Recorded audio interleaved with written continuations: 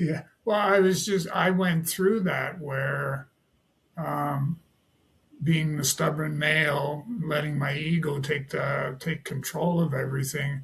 I was more, well, I'm just going to have to deal with this, and it took me a long time to sort of number one recognize the fact that I did need help, and then number two was where am I going to get that help from? Because a lot of the people that I knew,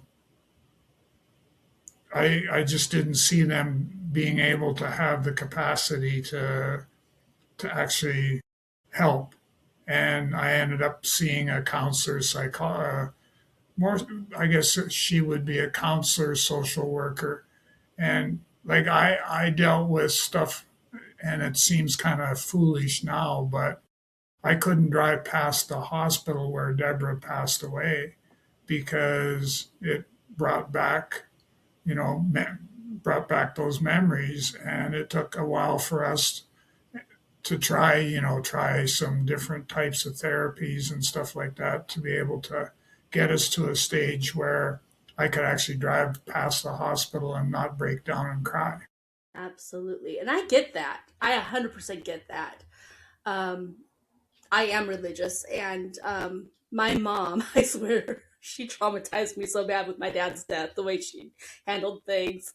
But I apologize. We have a visitor from one of the cats. So for our entertainment, this is Orlando. Hello, Orlando. Hello, world. Hello.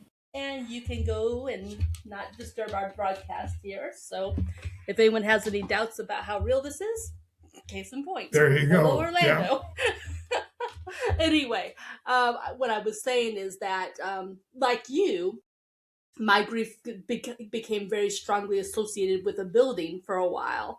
In the place where was our place of worship, I could not be in that space without breaking down every single time. It was for a year or two. It affected me that badly, and I never spoke about it. I don't know that anyone truly knew or understood, including my family.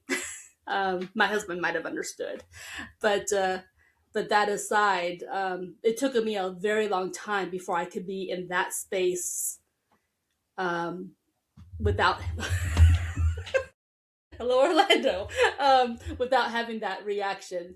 He's our Yeah. comic relief tonight in all this grief. We needed a little That's good. comedy, so we Yeah. got our comic relief there.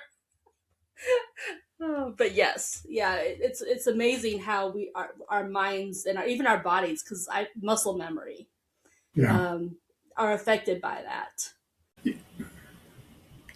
And I don't want to take us down the spiritual path, but I end up with a lot of exposure to that space, and it's just continued.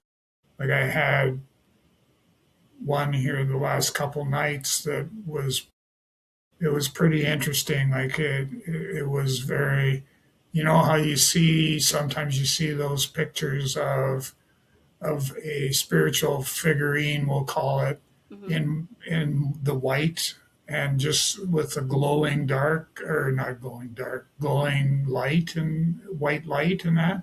Yeah, well, I experienced that this past week. But I don't know. The only thing I can think of was I had not done my prayer routine because I do a prayer routine every night.